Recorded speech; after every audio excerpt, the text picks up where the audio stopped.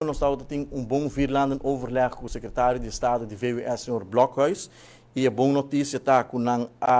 vai de acordo para estender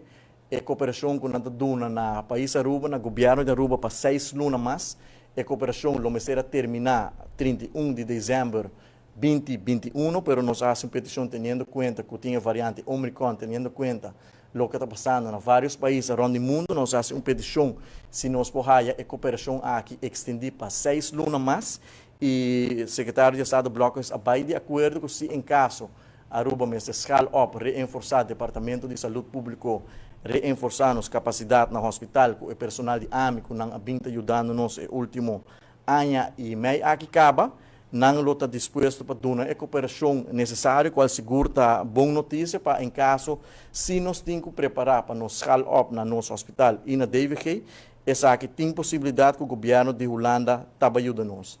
Também não a confirmar que semana aqui nós estamos recebendo 45.000 vacinas extra, que nós temos suficiente vacuna para donar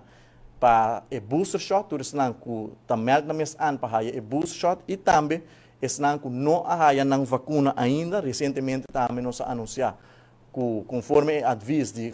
Gezondheid de Estrada de Holanda, turmucho arriba 5 anos vai arriba que tem underliggende ziekte. Também a remarca para a vacuna, mas que se trata de muito não de 2 anos vai arriba, que a vacuna está disponível para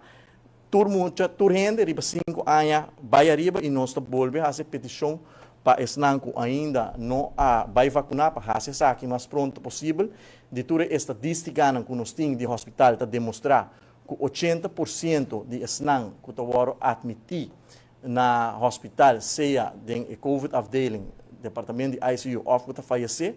a pessoa que não está vacunada. Nós nota assim também